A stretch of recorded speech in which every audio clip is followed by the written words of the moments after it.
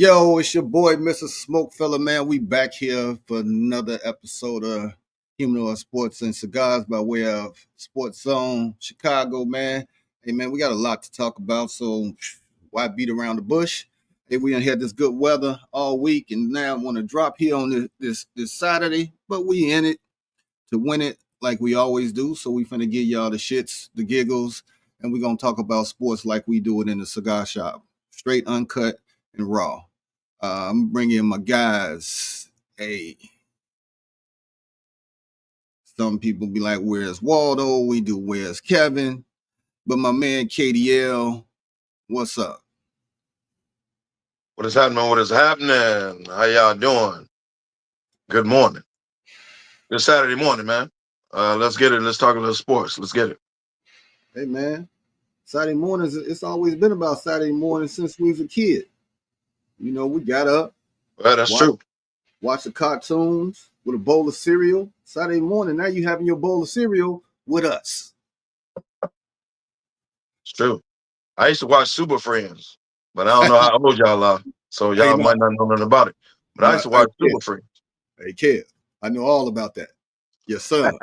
Yes, sir. Hey, man. We got my other partner, Sir SmokeFella. PG69. What's up? What up? I'm back, baby. I'm back. It's been a long week. The weather is kind of brisk outside, so grab you a cup of coffee. Turn on your heater if you need to. Put on a sweatshirt. Let's take a ride. Right. We go from 90 to 60, but welcome to Chicago. Facts. Welcome to spring/fall. Right. But you know what, man? I wouldn't have it any other way. If it was straight hot all the time or straight cold all the time, I couldn't do it. I like the changes of the season in one day. Gandy cussed me out last week. I called him and asked how the weather was going to be. He said he going to check it for me. He called me the very next day. He said, "It's all your fault." I said, "What?" He said, "It's 95 degrees in Houston." I said, "Good Lord, we going to Houston next week." Man. And he said it's going to be 90. Hey, it's going to be 90 every day. You might as well get over it. Get over it. Lefty and Angry Man, they had to go to HR. Something they said last week. I didn't get all the specifics, but they may tune in with us. They may not. But we're going to get this show on the road, man. You forget about Sylvester Beede. He ain't coming. Well, you know, I don't know if we should. He got something to do every Saturday. But it's not right to call him Embiid because he not injured. So he like Ben Simmons, not injured, just ain't playing. Oh, Ben Simmons. He just on the roster. Right. Oh, okay. Right. He depressed. He depressed. Wow. Old soft nuts. Hey, man. Hey, pause. Yeah. Pause. Okay. All right. That was a moment. Pause. That was a moment. Hey, HR let him out. HR let him out. Late lefty. What's up? You see what he doing? You see what he doing? All you see is jaws. All right. Tomorrow I'm trying to eat. No, I'm starving, man. And I am too. I'm trying to hold off. Hey, man, I called you at 10 o'clock. You was just waking up, man. You had plenty of time to get up, brush your teeth. Ben, we need a commercial in an hour. Carry on. You know how that bed hugging you, man. Yeah, then you had to get in the shower, and that's a lot of body we trying to wash. That was totally unnecessary. Took a little longer. A little P. Diddy-ish too. Took a little longer. Yeah. Well, he put you on the stand with Cassie. Well, you know, Lefty has been really enthralled and can tell us everything about the trial. He's been following it. He's been following it like Oprah. Actually, I can too. But I know what's going on right now. See, everybody reacting. I know what's going on right now. They painting a picture, dog. Y'all gotta let the process go. Key people ain't showed up yet. They painted a picture. That's why she went first. Why y'all think she went first? Dude, it's called character assassination. They already put this they painting a picture. Problem is, though, it backfired. It did. Right. So far, it is. Not yet. Well, no, the Cassie thing backfired on him because Puff's legal team did a great job of exposing her, and she looks like a willing participant. And she was a willing participant. I agree. I agree with that part. But the goal was to paint a picture of him, how wild he was. Now, they got to get the trafficking and everything like that proven. So if you paint the picture of him being wild like that, now you come in with the evidence, if they got it. Now you come in with the evidence of him trafficking and all that. When the people that helped him, they ain't did that yet. Was as informational as saying, "Don't stick your finger in the light socket." It did nothing. We knew he was a freak. We knew he was a scumbag from the video. We knew he was abusive. Get to the shit. What is he on trial for? That's what I'm saying, bro. It's coming. They had to paint the picture first. It's a process, y'all. It's a process. What was this, a trial or a tell-all book? He like they coming with on his nipples. What the hell I got to do with going to jail? They coming with it. They coming with the bodyguards. They coming with the people that traffic it. They coming with the male strippers. I heard that was super weird. With it. First of all, y'all thought it was gonna kick off day one. We gonna put that in the process. Y'all know a trial is a trial. Man, I didn't make it up. It's public knowledge. But you just repeated it, man. No. Now I got to go the whole show with that stained in my brain. That was super weird. But you know what? One more thing I'm gonna say about that. Then we can go on and get ready.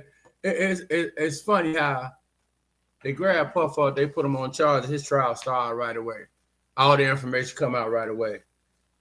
Jeffrey Epstein list still ain't came out yet.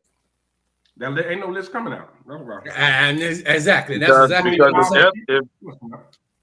if Epstein's list come out, the world gonna stop. Yeah. You know what I mean? It's a reason he ain't came out. The world gonna stop. Now, remember I told you that. It's a reason he suddenly hung himself too. It's a reason he suddenly hung himself too. Well, allegedly. Yeah.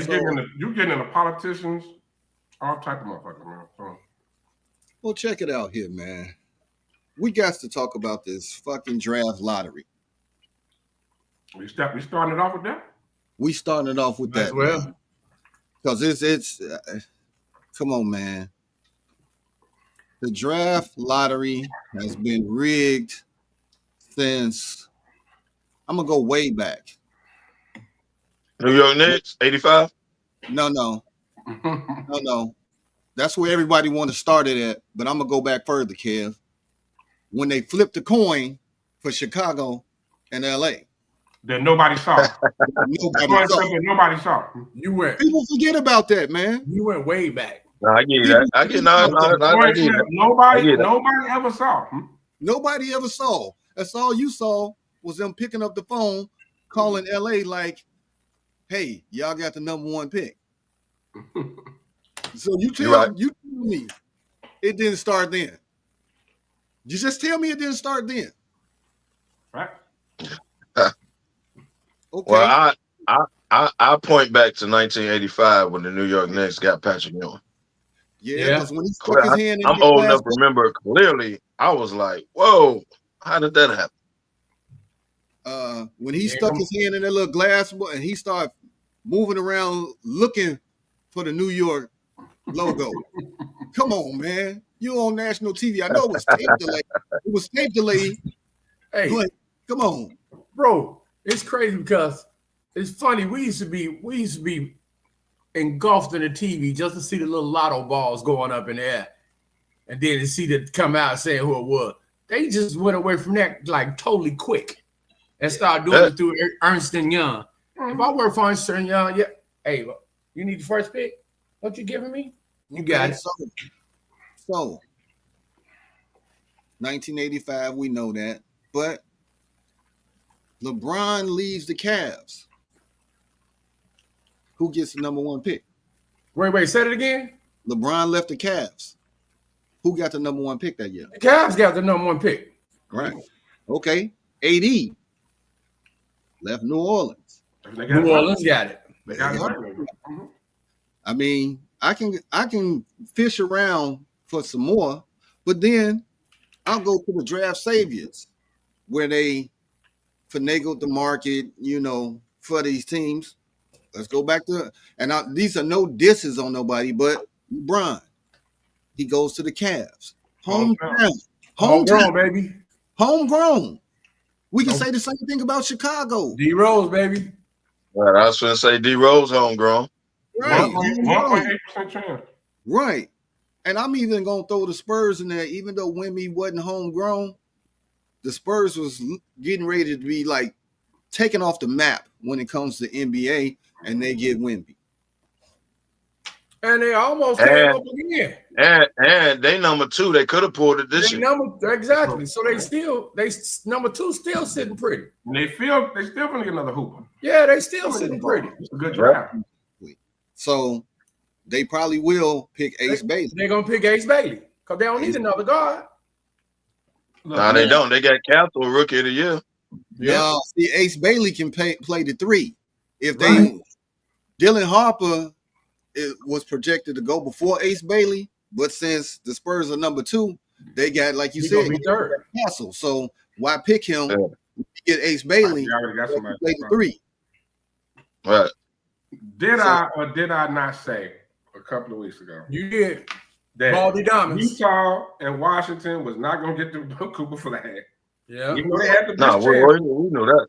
We all said that the NBA positions people. The NBA is almost as scripted as the WWE. They put people for what they can control. Now, trust me, because they probably don't want their worst nightmare could happen with Indiana and OKC in the finals. They don't want that. And it's possible that could happen, right? They want New York in the trust. Right. I'm reading. I know. It's definitely New York. As far as so you had Cooper flag. The NBA is waiting for the next great player, the next face of the league. He's a white guy. Let's put race in it too. Face of the league. You really people thought they were gonna put him in Utah or in Washington. These teams that are just, or Charlotte. Like Charlotte's becoming a whole. They didn't became a dumpster fire. Like nobody wants to go there. They need to just get rid of them. Let's move them to Seattle and make them the Supersonics or something, so we can at least get some cold jerseys and jackets and hats or something. You gotta do something with that team. He went back to the Supersonics. Xavier Well, lucky. The Charlotte's defense, Charlotte used to have some cold jerseys and jackets back in the day. Yeah, but this wore out now, dog. We don't like it no more. They was that teal and purple is wore out now, dog. It was a better team with Zoe, Grandmama, Bill Curry. They had the guy that died, got killed in a car accident. Yeah, Bobby. They had a squad.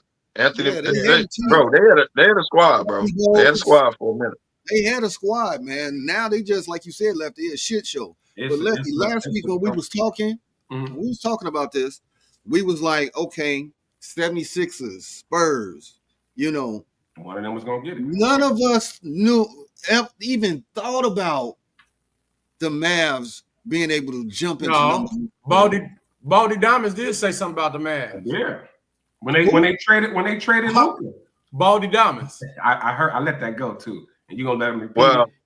Technically, I said Philly. Technically, I said Philly. Technically. Yeah. Okay, I got it. So how does this go, right? They somehow just trade a 26-year-old superstar to the Lakers out of nowhere. Didn't shop him.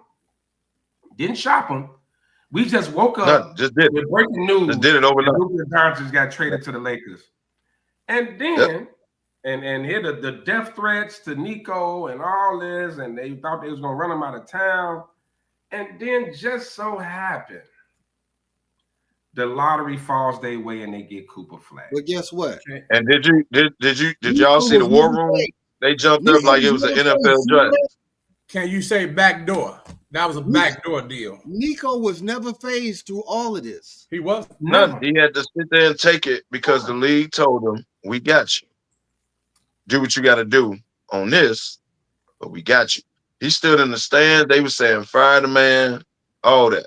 Oh, they say he was getting death threats. He was getting death threats. Yeah. Did you see when they got the #1 pick, how the room reacted? Why did they say that wasn't a normal reaction? That porno mustache. Come on, man. Yeah, that mustache was horrible, bro. Tony Barber Jr. That 1970s porno mustache he had. Wow. Tony Barber Jr. Not TB. Wow. Looking like Rollo from Sample & Son. TB catching strays? Hey. Yeah, pretty much. Hey.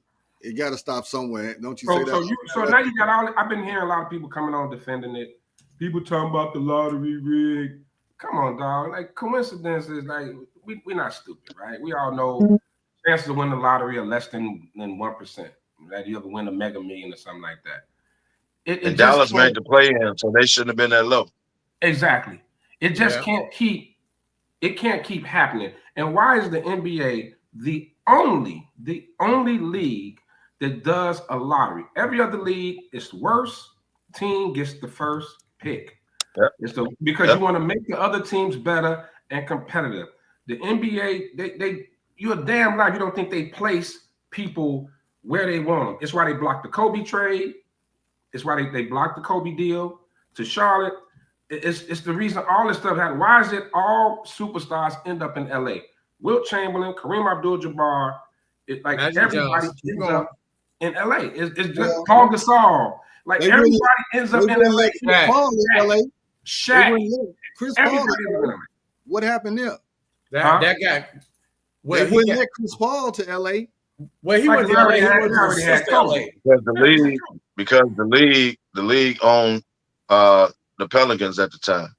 And when the Lakers made that trade, it was fresh off a lockout.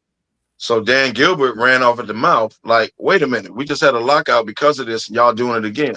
So Stern came in and blocked it. That's exactly what happened with that trade.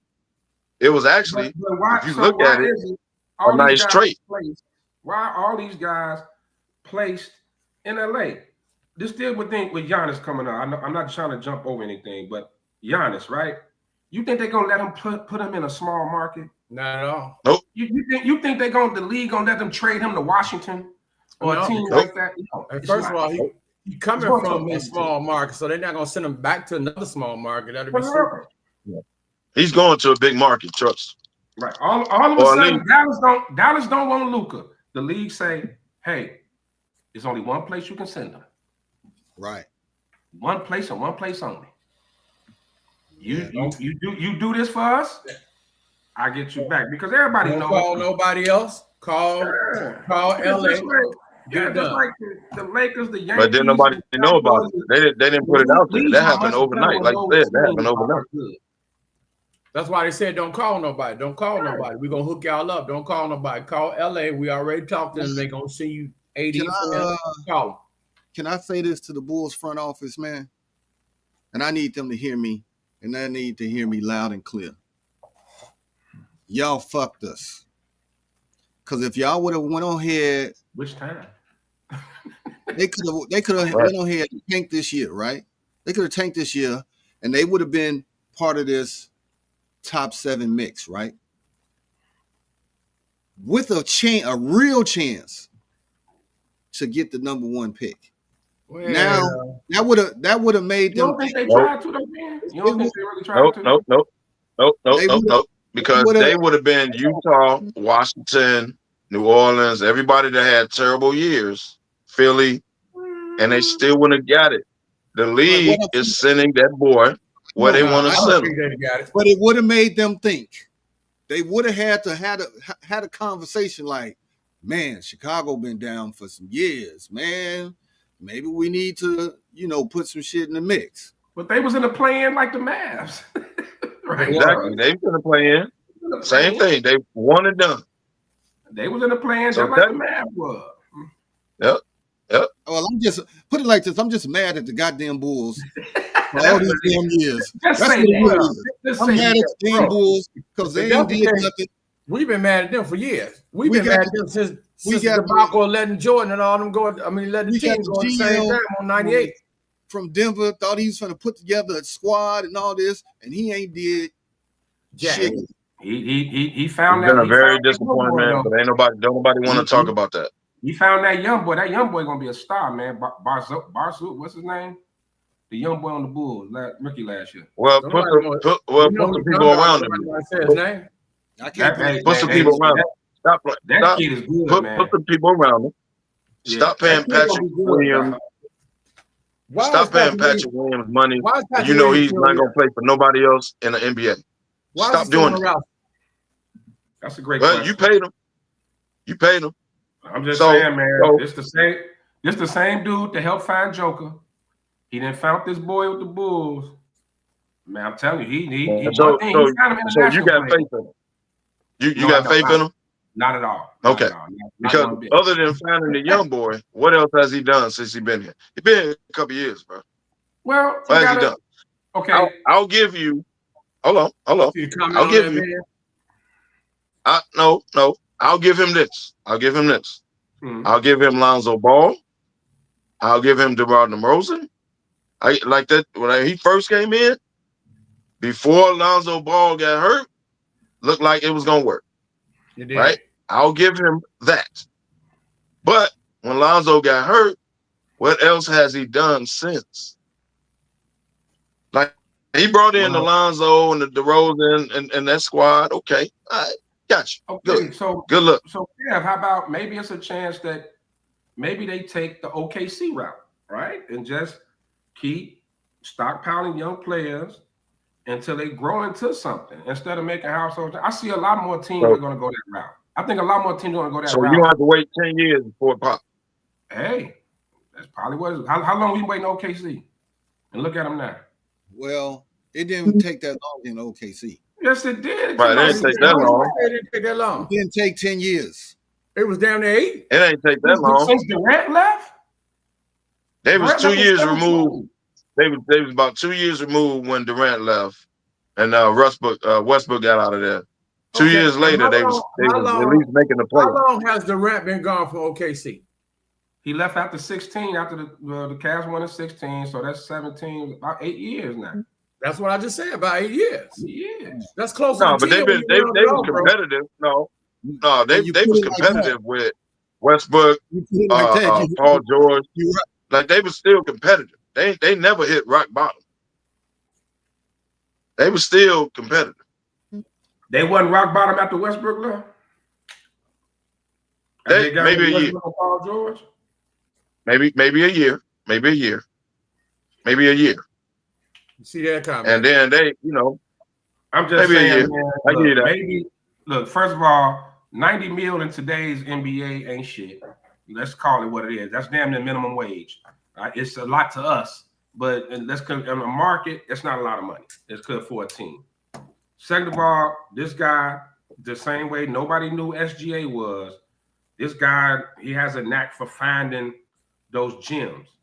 But you can't fire him. You can't go through this cycle of firing a GM every 4 or 5 years, or it's never going to get right.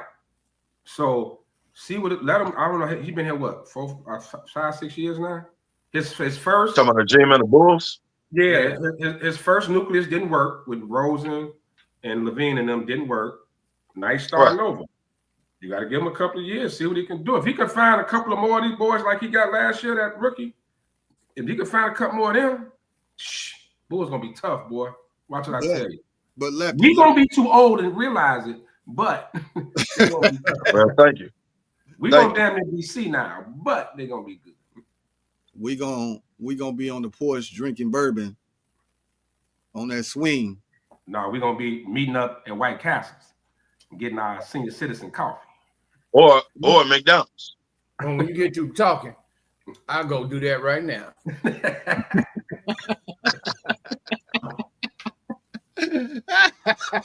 Trying to reminiscing on our younger years, looking at the little girls like we Shannon Sharp. Looking at the little young Come on, man. Getting our Shannon Sharp on. I don't know what y'all talking about. I'm gonna be Bill Belichick. Leave your boy Shay alone. This fool say gonna be Bill Belichick. Them goals. Goals. Life goals. So let's get into the NBA though. Outside of the draft, now this injury thing. Now, we had a few comments in our text group about injuries. You know, I saw where somebody posted on social media that today's players get injuries because they wearing low tops and not high tops. The fact that they don't work on their lower half of their body because it's all about the jump shot. And, you know, I've seen it all. It's a lot of injuries that happen now that didn't happen as much as in our day. You know, you get more ACLs than I ever heard of when we played. You know what I'm saying? If you got an ACL back when we played, it was like, oh shit, you done forever. You know, now you get an ACL and it's like catching the flu. You know what I'm saying? 2 weeks and you back. You know, the hamstring, the biggest thing that we had was the hamstring back in the day. Right. The hamstring. Now you got the degenerate knee where you ain't got no cartilage in your knee and it's bone on bone, and then the Achilles. You know, what's really going on, man? Whoever wants to jump on. I can't explain it, but there's been a lot of ACLs, man, the last couple of years, real talk, to stars. So I can't explain it. It's not like basketball, it's football. And Lefty, you said it probably 3 weeks ago. Tommy John injuries happen every other day and they back in a month. You know what I'm saying? Definitely. I don't want to put it with the high top thing because that's how the shoes are now. That's marketing. People, the players are approving of their own shoes that's not high tops, right? So you promoting your shoe, they present you the shoe before it comes out. You clearly see it's not a high top, and you still promote it.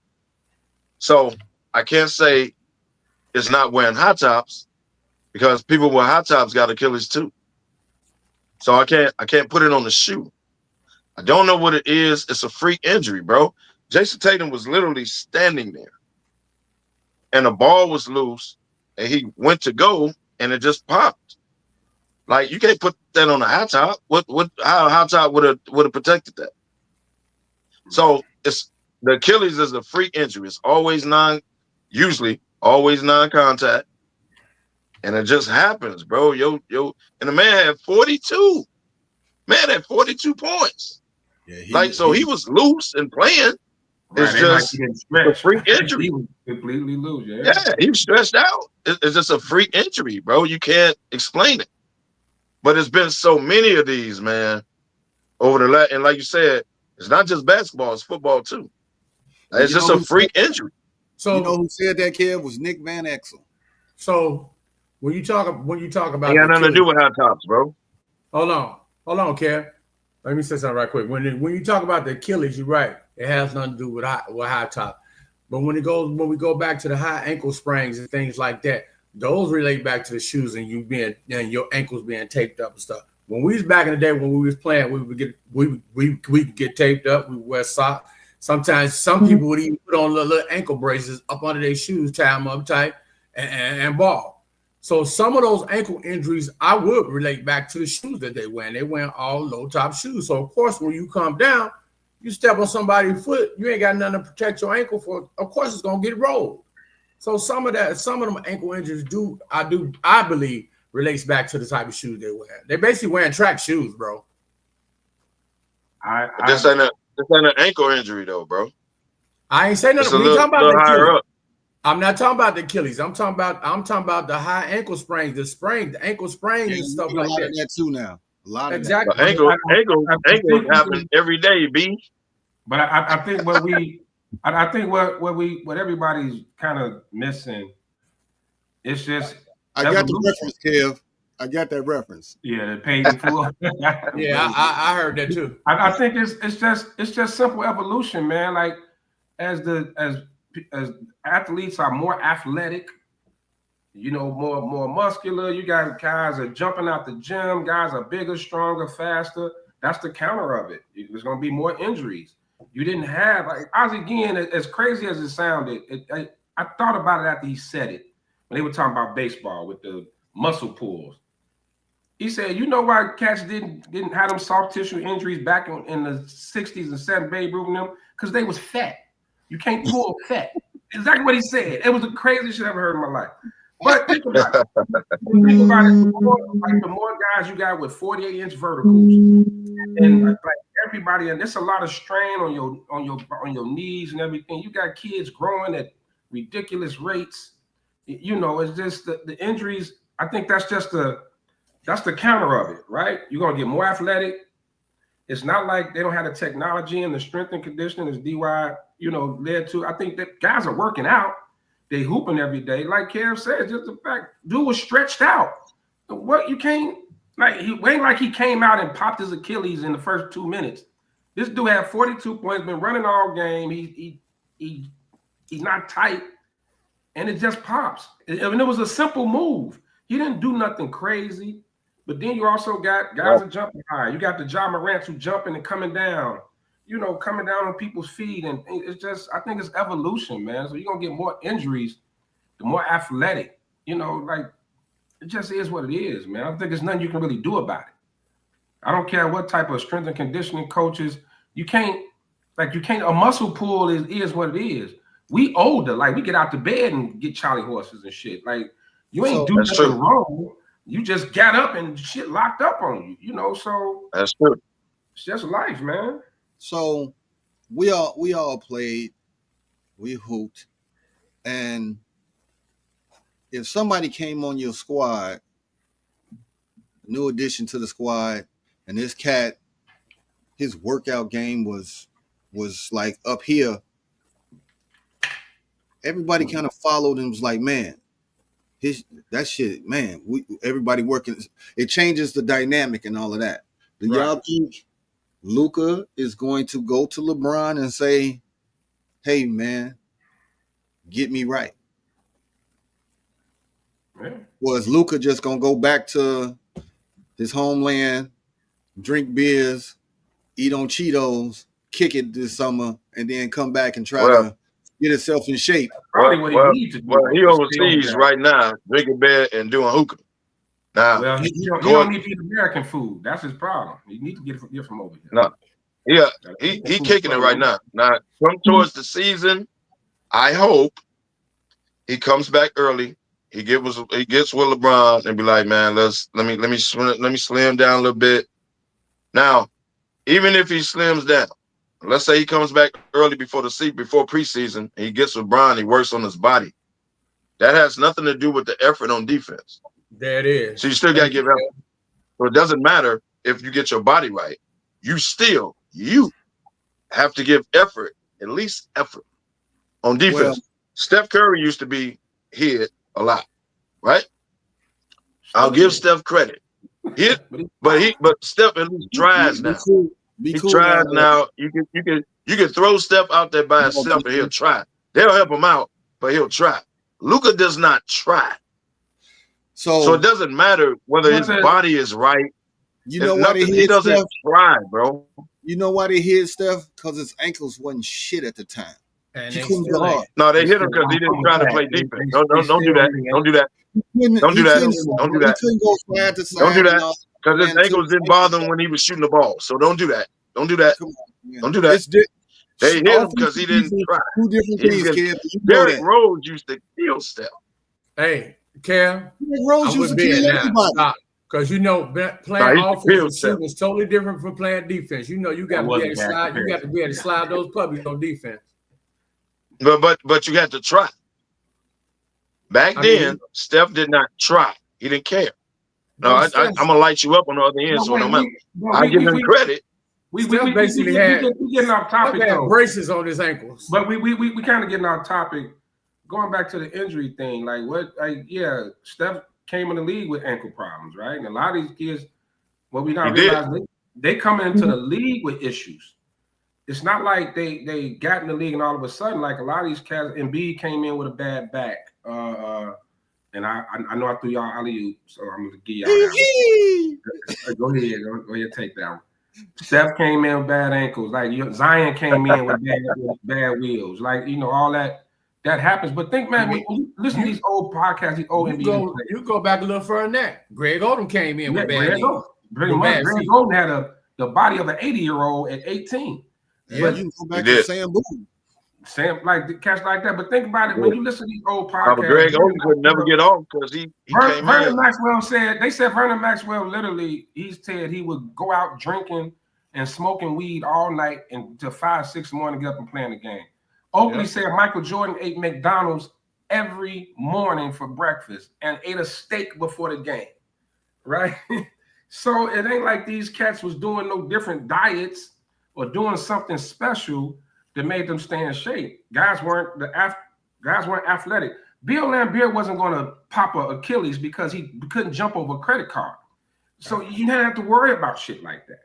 He can't move. The big men kind of just stood in one place. They didn't have to do as much moving around. You got these guys 6'10", 6'11", got to move, pivot, you got to guard guards. You got to switch off. You're trying to shoot threes. The game is faster. So I think the injuries are just, I don't know. It's just, I don't think it's nothing that can be done to prevent them. We can say they're not working out. I think these cats are working out. A lot of them don't come in out of shape. Tatum wasn't out of shape. But Achilles are non-contact injuries, though, bro. It's not ACLs, like though. You can't. It just happens.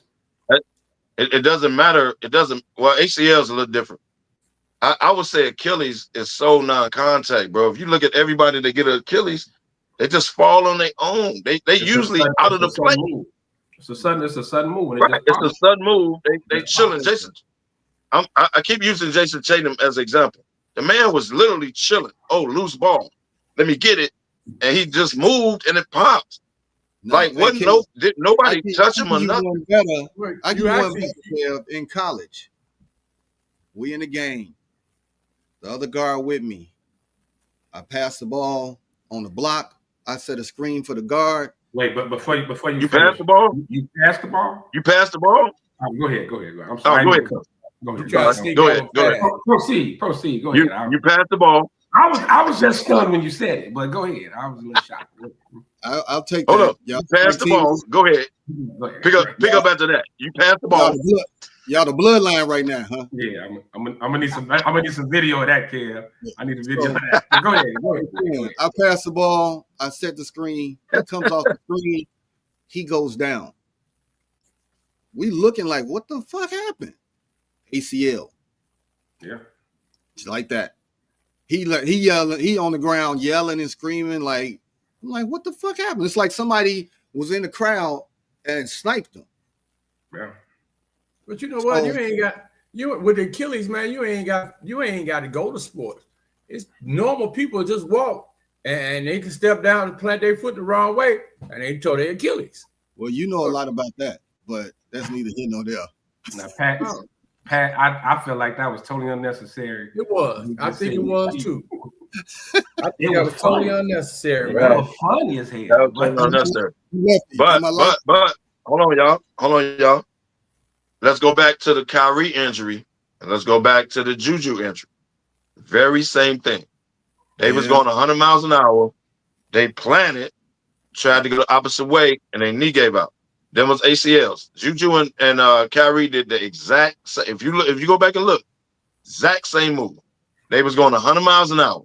They planted, tried to go to another angle, and the knee pop.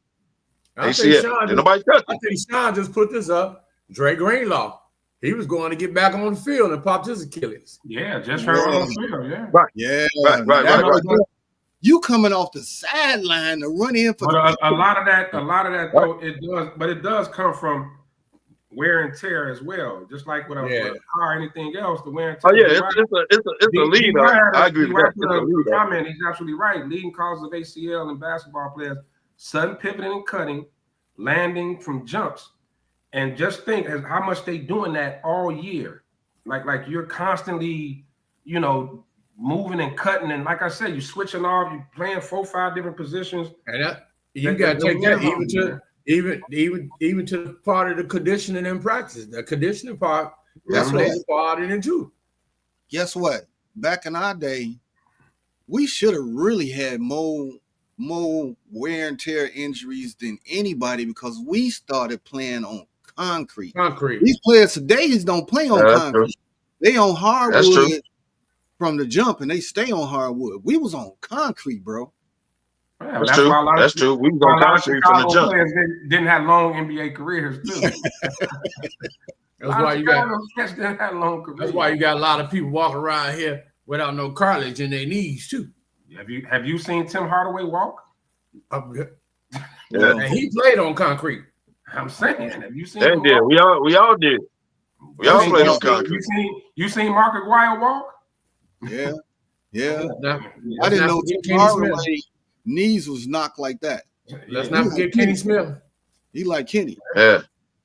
I was just speaking on Chicago cats playing on concrete. Yeah. Mm-hmm. Yeah. That's why I said Kenny. Kenny was up in New York playing on concrete. Oh yeah, Rucker Park, all that, yeah. Rucker Park was all concrete. And that's what everybody wants to showcase. I just want to throw this on here because we're gonna finish on the games and all, but one of y'all put out here, who would y'all have for the last shot? 3 seconds left. Who taking the last shot? Pippen, Kawhi, Dominique, or Dr. J? Lefty. Well, you said Pippen, Kawhi, Dominique, and Dr. J. Two of them, I don't even understand how they got in the conversation. Yeah. I'm gonna go with I'm gonna take Kawhi over Pip. I was leaning towards Pip, but I'm gonna take Kawhi. I don't got Jan Neek in the conversation, but yes, I'm gonna take Kawhi. Kev had something different. What you got, Kevo? I'm gonna go Dominique. Pippen ain't that guy, so stop. Let's stop. I know he had a great year when Mike was gone. You gonna get a Pippen ain't no last second shot dude. Phil Jackson told you that when he gave the ball to Kukoc when Pippen was on the team, but that's neither here nor there. You gonna get a last shot to a dude that couldn't shoot. Dominique, when he went against Larry Bird, he was shooting in. Yeah, they had a problem with him then. Yeah, 40 points and 38 was dunks. Well, don't worry about it. He had 40 points and he was scoring. I'm gonna go with Dominique. I ain't gonna go with Kawhi because I don't know if he's gonna be there. I'm gonna go with Dominique. Come on, man. In that group, Dominique. He clearly there if it's the last shot, Kev. He on the court. Hey, Kev, something I don't know if he gonna even be there. He ain't gonna be there. He on the court. You gonna leave at the end of the game? You gonna just walk away when y'all passing the ball? Yeah, dog. Who you got, PG? Hey, I would have to go with Kawhi. Even though we have seen Scotty make some last minute shots before, I would have to go with Kawhi. But the other two, I don't know how they got in there. Dr. J and Dominique. Dr. J. What last shot he shot? I want to go with Dr. J. Yeah, they weren't shooters. I'm going. I know he crazy now, so we got to look past all of that. We got to look past his bourbon, all of that. I'm going with Pip. I'm going for with what? Pip. Of course you're going with Pip. No, Pip. I almost took Pip too, dog. But I almost took Pip, man. Did Phil Jackson go with Pippen or did he go with Kukoc? That answers the question right there. Phil Jackson, one of the greatest coaches of all time, didn't trust him with the last shot. Why would y'all? Players ever, dog. He is. Pip is one of the greatest, most disrespected players ever because of Michael Jordan. He's a great player. Look, man. That dude, even I'm not disrespecting. Craig Hodges even said skill-wise, he was better than Jordan. Like Scotty could do everything. I'm not disrespecting him. I'm just not trusting him with the last shot. Don't get it confused. Hell, again, Phil Jackson didn't trust him with the last shot. He went with Coach Tony Kukoc. So Phil Jackson said, "I'm going with Tony Kukoc," and Scottie Pippen was the man that year. Remember that? So if Phil Jackson don't trust him with the last shot, why would y'all? Listen. That was one damn game. The man had an MVP. Oh, now it's one game. So I'm gonna go out here and give you a comparison of Pip and Luka. What Luka should do is what Pip did when Pip was in Chicago and he was getting punked out and all of that. His ass stayed in the Chi and worked out with Tim Grover and Mike, himself fucking together. This is what Luka, instead of going home, you need to say, hey, LeBron, I'm moving in with you. I'm moving in with you. I'm working out just like you. Whatever you do, I'm doing. So he gonna move in with LeBron and drink beer and hookah in LeBron crib. And LeBron's gonna drink wine. While LeBron drinking wine and tequila. He's drinking wine and tequila. It's a self thing with him, man. He gotta, like you said, he gotta want it. He actually, right. And let's come a little closer to the present. We saw how good Jimmy Butler got from the time he got to when he was drafted in Chicago. Yeah, we saw how he improved. How he I agree with that. I agree with that. And he worked on his offense. I agree with that. But Pip and I hate when people try to give Jordan credit for Pip. Man, Pip did that. Like he went out and got it done. Like he when he worked on his game, he was already skilled. He was a sleeper that Jerry Cross found. Like nobody even heard of this Lefty, I gotta stop you now.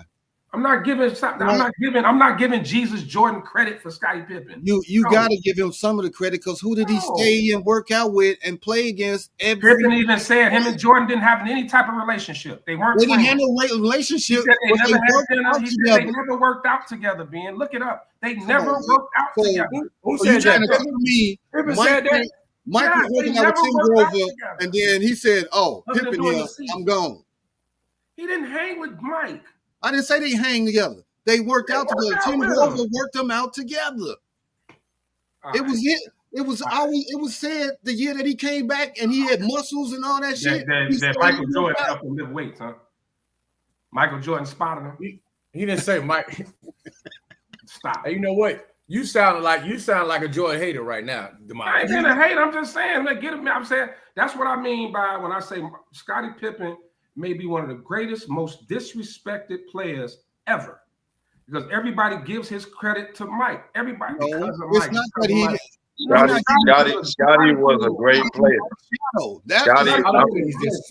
He was in Mike's shadow because Mike was Mike. Listen. I'm not hating on Scottie. He was a great player. He proved it when Michael wasn't there. Right? He basically led the squad when Mike wasn't there. I'm not saying he's not a great player. Either, though. All I'm saying is I don't trust him with the last shot. I bet you that. Well, Andy said Luka hang out with Deshaun Watson. Come on, man. Come on, man. Luka ain't been in no parlors. And it ain't none in Cleveland. Ain't been no parlors. It ain't none in Cleveland, so he good. Well, they not called parlors. They call bathhouses where he from. Well, you made that. You leave Luka alone. All he want to do is drink beer and smoke hookah. What? Leave him alone. If he hanging out in the bathhouse with Deshaun Watson, guess who else there with him? Ben, guess who else there with him? Am I lying? Tucker was there with him. I'm not lying, dog. You can watch John Wick. Tucker was there with him. Where was they hiding at? The bathhouse. Yeah. The kicker was there with him. He was there. He was present. Oh, you talking about your boy in Baltimore? Yeah. Tucker. Nobody thought the Knicks was gonna do what the Knicks did. That goes down in history what they did to Boston. No. Sorry, Pat. No. That goes down in history, bro. It ain't no need of being sorry, brother. I ain't gonna say nobody didn't think that could happen. The Knicks had a great chance. They had a great chance because they was healthy this year. Everybody was healthy this year. So they had a chance. But we didn't see that, though. I'm going to tell you what happened. What really happened? Boston fell apart, bro. They fell apart bad.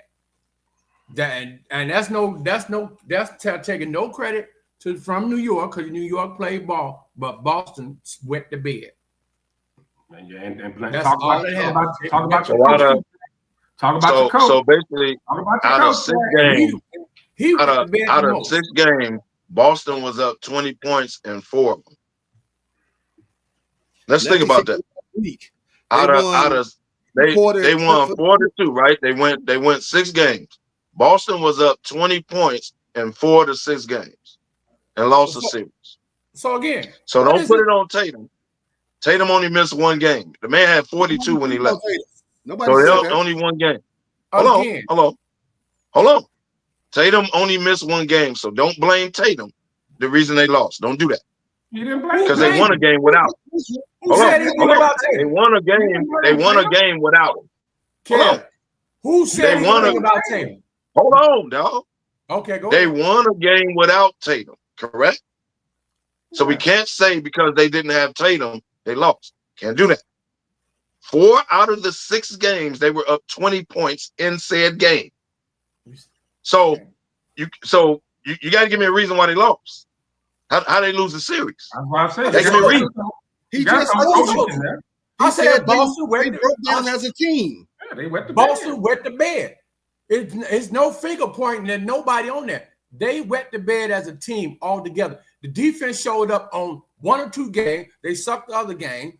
They got up by 20 points for 4 games, and they blew it. They blew it. Why? Because of defense. They blew it because they relied on those 3-point shots. The 3-point shots only got them there out of 2 of those games. They went away totally. They went away from the game plan totally. And Missoula blew the game. Missoula blew a lot of those games. Okay, you putting it on the coach. Okay, now I'm with you, Pat. Now you putting it. Okay, all right, Missoula. Okay. Not just Missoula. The team, they all wet the bed. Because I'm gonna give you one point that I saw in that game that really troubled me was Holiday. Holiday is big as hell compared to Brunson. Guess who would have been on the block a lot of that game?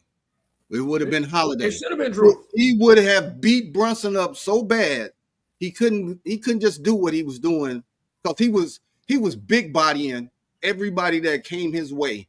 He was supposed to be on the block taking some punishment, and then let's see what you can do on the other side. Well, you can't do that when you're They were too busy shooting threes. Exactly. And they had to last night. It got to the point they had to take Holiday off Brunson, and they put Jaylen Brown on him, which is why Jaylen Brown fouled out. He was killing Holiday so bad the first 5 games that Missoula went with another route. Well, let me put Jaylen Brown on the big body, right? But you got him in foul trouble. And you took away from his offense. When Jaylen Brown got 3 fouls, you got to change it up. Hey, I need you. I need you in the game, bro. But, I tried this. It didn't work. You let that man foul out Gordon Brunson. Now you had no offense. White didn't show up, right? So he was killing Holiday. He's killing Holiday. I think I don't know. I think New York was what they did last night. They came out and hit him in the mouth early. I think that's what, and you could just see the air just get let out of Boston. And like who they hit him in the mouth with? They pretty much they damn near gave up in the second quarter, man. You could just see their body language. Yeah. Outside of Jaylen Brown, man, everybody just looked defeated, man. Like, I'm not a Karl Anthony Towns fan, but he went in and he initiated and he snatched the soul out of him quick. Mm-hmm. He was coming to everybody. You had OGs hitting 3, everybody hitting 3s. They just took the air out of them. That's why I said their defense didn't show up at all last night, bro. Their defense didn't show up at all last night. Because that was the lead. Karl Anthony Towns was talking shit to everybody like he was that dude. Yeah. Have we ever doing all this? Has there ever been a series that went 6 games, right? In 24 quarters, that a team dominated probably about 19 of the quarters and lost the series 4-2? Yeah. That's what I said. Like Boston dominated the most of the quarters in the series. It was up 24 out of the 6 games, bro. I mean, that's crazy. I've never seen nothing like that in my life, man. And they couldn't. I know we're talking about. And they was up 15 in game 5. Yep.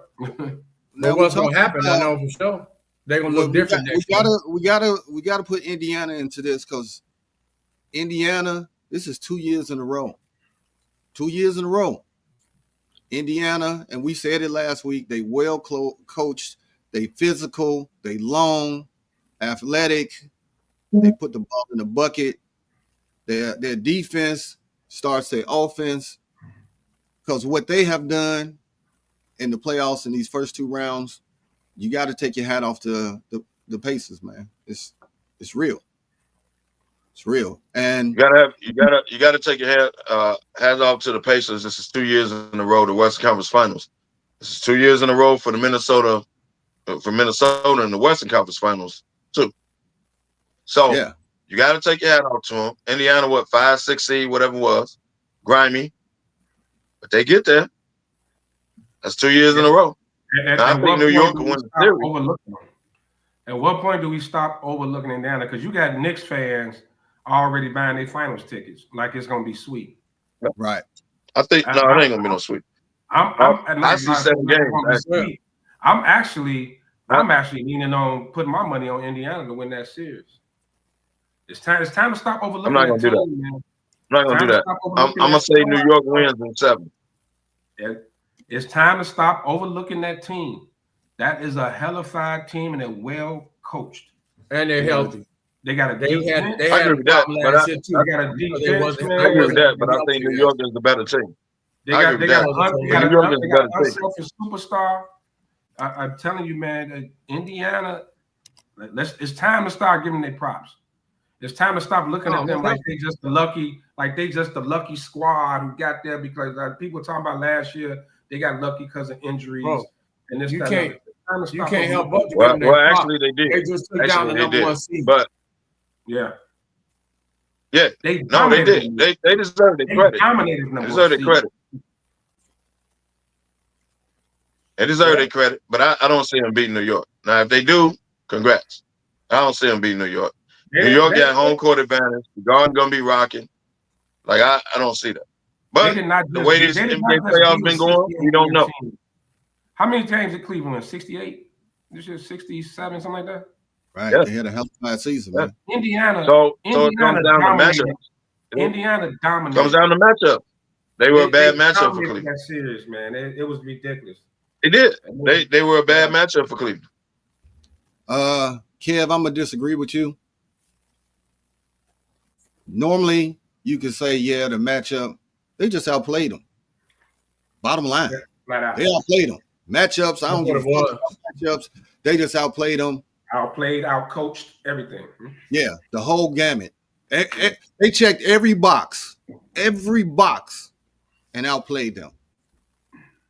But I want to kick one of the coaches in the face.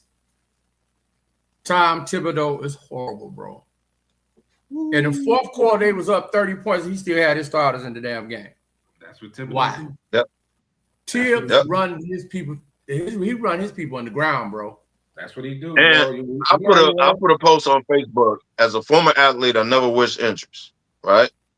But I was in my feelings at the time. Yeah, you went off. I hope it backfires on them.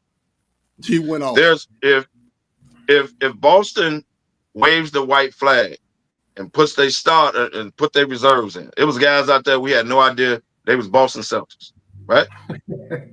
Then you, Tibbs, got to say, you know what? Okay, y'all let me get my guys out of it. Right. Brunson was still in the game. He eventually took Brunson out first. But Brunson was in the game. Towns was in the game. Bridges was in the game. Josh Hart was still in the. Like, what are you doing, bro? Hey, yeah. Are you telling me that Brunson went to him and said, Brunson daddy? Hold on, Doc. The assistant coach, Wick Brunson, can't. Hey, bro, get these guys out the game. Can't nobody tell him that? They don't have a voice as assistant coaches to say, hey, next year. Is that what it is? That's what it is. Brunson daddy ain't got a voice to say, hey, man. And if he don't say nothing else, hey, man, get my son out the game, bro. Like, what we doing? Like, he don't have a voice to say, hey, dog, they kind of been gave, man. Let's get our guys out. Like, don't nobody got a voice to tell us do that? Hey, man, for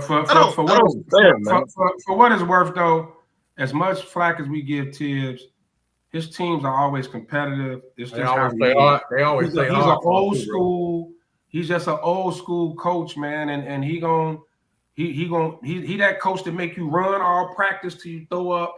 He gonna play you, and he don't have a title as a coach, but he hasn't had a bad team. Every team he coaches, you know, they at least get to the second round and play out. He's a hell of a coach, man. So I mean, you got to take the bad with the good. I mean, the result is though, everyone said he was wearing them out during the season.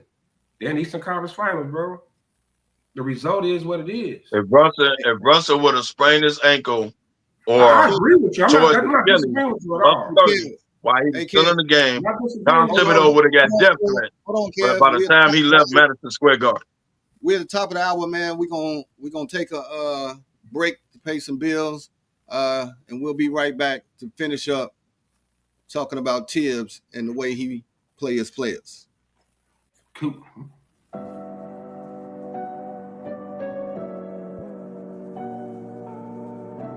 How do you take care of your mind health? For my mental health, I meditate in the mornings. I have my dogs.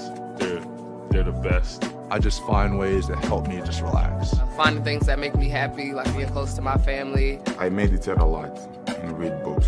I have hobbies outside of the game. I'm able to switch off. I'm able to turn my brain off from the game of basketball. Your mind health matters. Your mind health matters.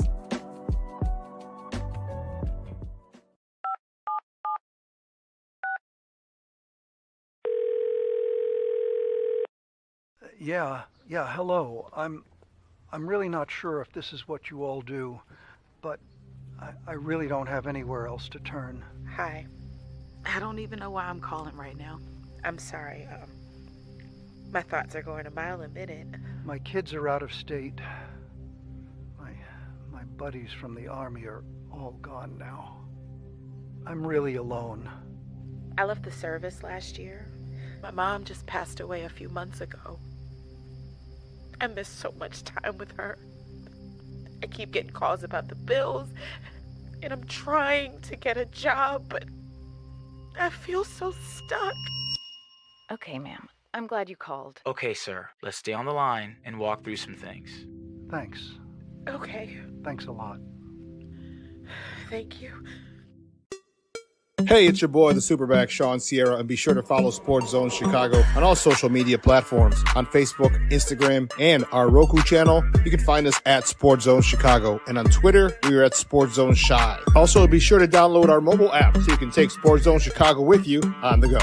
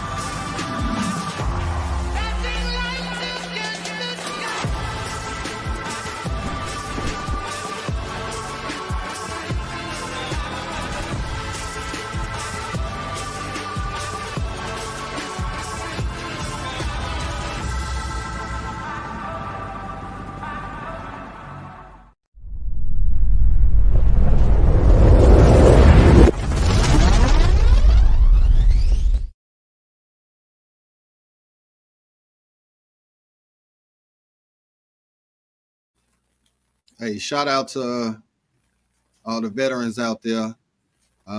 As you can see in our commercials, we give it up to the veterans. We also, we are big into mental health. So check on those individuals in your lives because you never know what's going on. But we're going to get back into it. Kev, you wanted to talk about Tibbs. Man, what the heck is you eating, man? Well. What is this dude right here, man? Hey, Tibbs, you got to give it up to Tibbs, though. Like Lefty said, he had some good teams, man. Just, when he was in Chicago, they were good competitive teams. They just ran up against Miami and couldn't get over that hump. got the Knicks. Now the Knicks, they built the Knicks to beat Boston. They built them. I'm gonna say it again. They were built. I agree with that. I agree with that. They understood the assignment and they accomplished that feat. Yes, Boston wet the bed as a organization. I'll say it like that. Yeah. You know, but I'm gonna go back and say what I said last week with the impending purchase of the team. They have payroll. A lot of them cats are not going to be on the team next year. They're going to make some changes. They have to. So, did that play some part into it? Not sure. I don't think so. That ain't had nothing to do with it. That was a live series. That ain't had nothing to do with it. But I will say this about Tibbs. He's a hell of a coach, and he's proven that. But he runs his players in the ground. I'm telling y'all, if Jalen Brunson would have turned the ankle, popped his Achilles, or whatever, during that stretch, it was about 5 minutes. During that stretch, he left his starters out there. Tibbs would have had death threats leaving Madison Square Garden last night. That's just a fact. So it has to be somebody on his squad, or excuse me, on his coaching staff that has to get into him to say, hey, they gave, bro. They got their reserves in. Let's get our guys out. Let's give them a standing ovation. Let's get our guys out, bro. You can't keep Bridges. Bridges was in there. Town, Josh Hart. Pat, you remember, we was like, what is he doing? What is he doing? And we kept looking at the scores table with nobody running up there. They finally put PJ Tuck in the game. They probably thought he wasn't playing. I didn't know he was on here. I seen PJ Tucker come running to the scores table. All right, they about to pull him. And they put Brunson. Left Towns out there. Hold on now. Left Towns, Josh Hart, and Bridges still on the floor. He pulled Brunson. What is he doing, bro? Like, can't nobody get in his head? Bro, that's enough. It's his style, man. It's just what he do. It's style. Bro, it's gonna backfire, man. It could have backfired last night, man. It's happened. We just have PTSD here in Chicago because of what happened to Derrick Rose, right? It's simply, even if you wasn't a Bulls fan, you had to. Oh, dang. Derrick had an amazing story, and we tend to blame what happened on Tibbs, but the reality of it is Derrick knees were going to go at some point anyway, right? Like we talked about earlier, he played on concrete in Chicago. He's an athlete. He's constantly jumping and pounding. At some point, his knees were going to probably give anyway. But because of what's his excuse last night? But because of how it happened, we tend to blame Tibbs. Tibbs' style, agree with it or not, man, it works. Well, you know what, man. What's the excuse last night? When India, hold on, Kev, go ahead, Pat. I don't really see. I don't see nothing wrong with his style from the perspective that I was looking at it last night. Is okay. The game is a blowout. The game is clearly over. If you're looking to go to the next round, give your guys a breather. Let them rest. Let them try to let their bodies, come down off this emotion. Well, not so much as emotional high, but don't run them in the ground. You still got another step to go. Don't risk an injury right now when you have a bigger picture that you're trying to accomplish right now. You're up 30 points. Boston doesn't have any starters in there. Boston got the towel boy in them in there right now. You know what I'm saying? Why not put the other guys that's on your team in there? Let them hold that little 30-point lead. You only had 5 minutes left to go. And I understand it's his style, but sometimes you got to curb your style for the bigger picture, bro. I mean, I get it, but is it possible?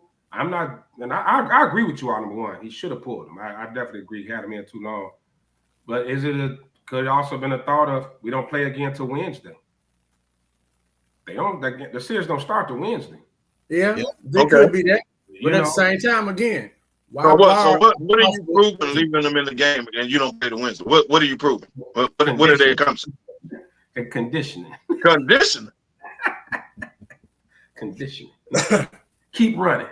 Hey, Lefty, don't stop. They need conditioning like you need conditioning on your hair. Oh, wow! That was totally unnecessary. Again, that was uncalled for. I knew that. Uncalled for, dog. Out of nowhere. But it's true. Ain't had nothing to do with the top. And if Gandy would have put conditioner in his dress a long time ago, he still have them. Damn.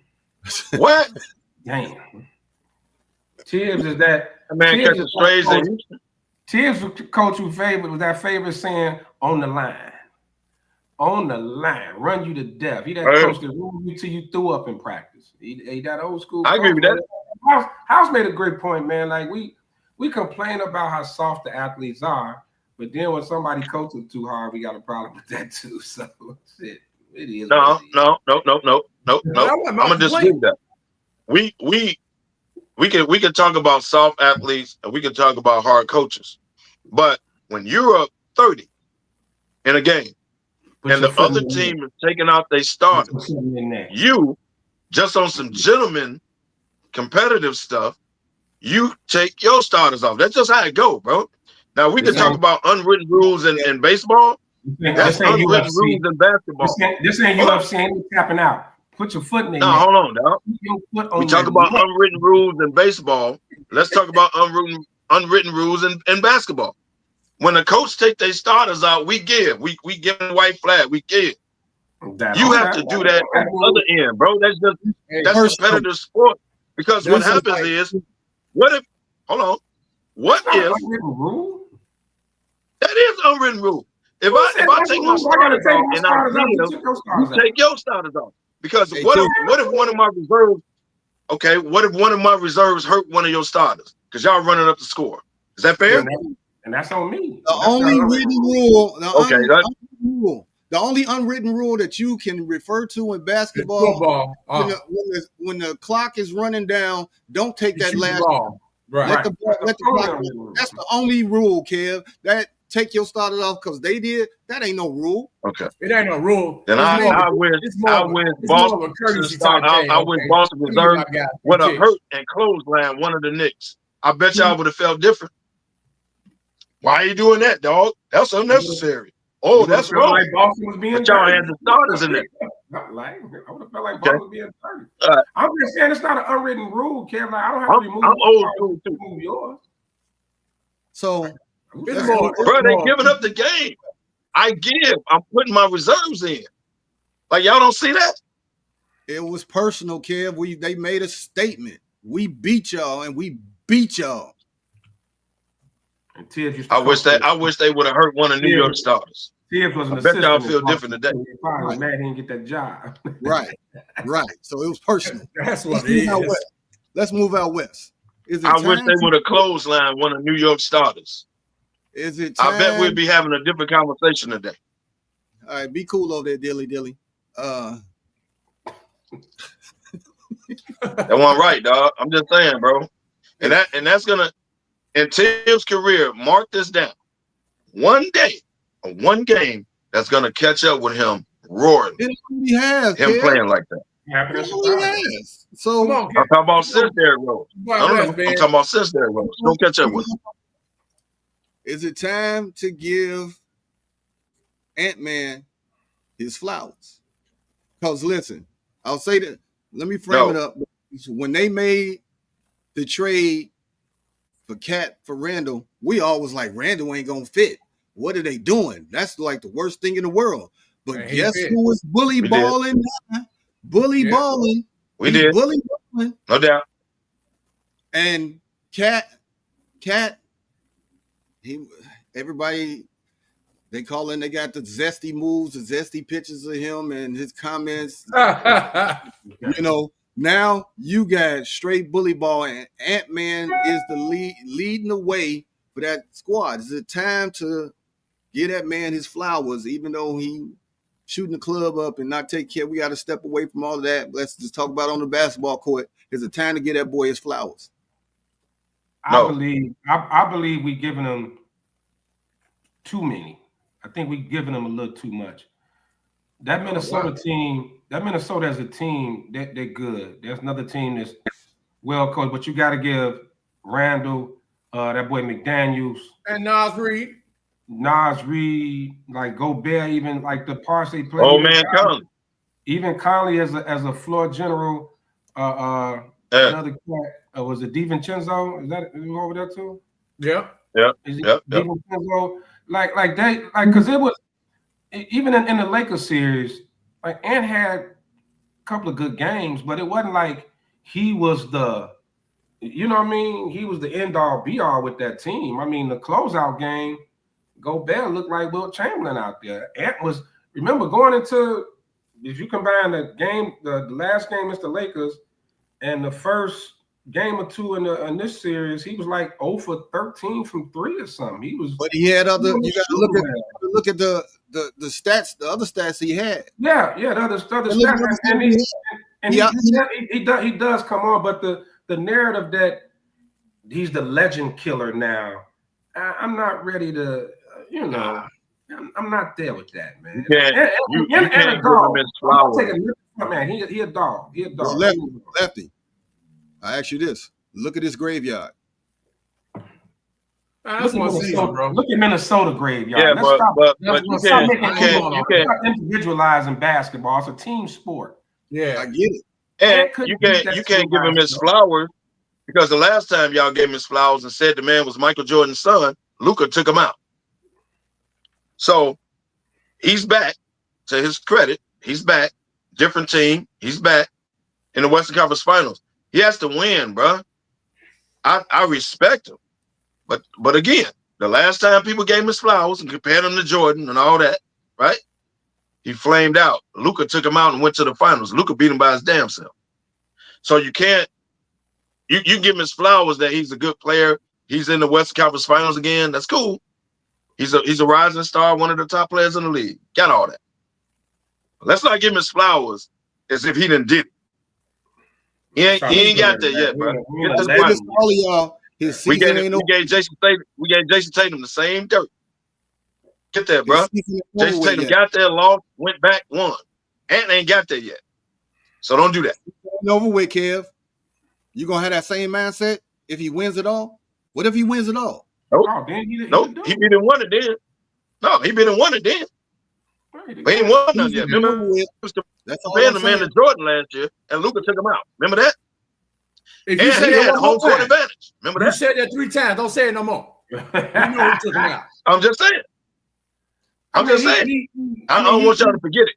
Look, he's a great player. He deserves his flowers. But I think it's like we he'll have 11 points, and we'll be like, Ant-Man beat right. Luka. Like, because it has been some games during these playoffs where he barely showed up. There's been a couple of games where he barely showed up. Man. So bad shooting games and all that. I mean, so who are we giving flowers to then? But I mean, give it to it's a well put together team, man. Let's get it so too. I give y'all everything y'all saying, but y'all gotta look at the game, man. He playing defense. His defense don't stop. His defense don't stop. I agree. He got more assists in this run than he had last year.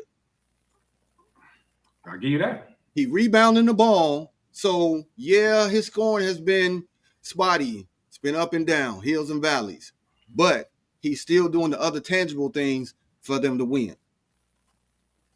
No. So what flowers are you trying to get? Nothing from him. I'm not ready to boost him to the top 75 in NBA history, though. Like some no. I'm not saying all that. I ain't ready to put him there. That. But the man lost last year. Took a lot of flack. Came back. He came back. And now he's back in the same position he was last year with a chance to go to the chip. Just like we run it back. Tatum took a lot of flack. He did. Came back, won it. This is the same kind of storyline, man. So sometimes you got to say, okay, he on his way. He's on his way. Oh, he's definitely he on his way. On his way. That ain't. That's not. What they say, he got next. You was giving him his flowers like he didn't make it. I asked the question: is it time for us to start giving them some instead of coming down so hard on like same thing with Tatum? He's coming down hard on Tatum, and then Tatum won it all. No, I think he's still been getting his flowers at the same time. It's just for him to get over that hump now. If he want to get all his flowers, he's getting some flowers. He's just not getting all of them yet. Okay, next up, you got the 2 MVP hopefuls. Coming down to the last game. All the chips on the. This is who gonna win the MVP. Whoever wins this game. Well, it shouldn't be. Can I go first? It's a regular season award. You gonna go first? We tell you no anyway. No, I wouldn't have. Had you said no, I want to go first. I'd have let you go. But since you threw me the oop, we was debating this last night in the shop. Me and Big Ed. Big Ed said he going with Denver based on the experience that Denver has going into this game. I debated that and went with OKC because A, they're at home, and it's going to be a role player that shows up out of nowhere that kills. It's just my opinion. He said Denver has the experience, and when they won their last game, that's going to propel them to go into OKC and win. Again, I disagree with that because I think Denver doesn't have enough help. Joker going to put up his numbers, but they don't have enough help. Michael Porter Jr. is basically, they could just put his jersey on the floor and just play 4-on-5. Man ain't out there. I don't know what's going on. And Gordon hurt? No, sir. Yeah, I don't think Gordon can play. I don't think Gordon a strained hamstring. Yeah, man. Yeah, he said he down. They say he tweaked it. Yeah, they called it. That's over. That's bad.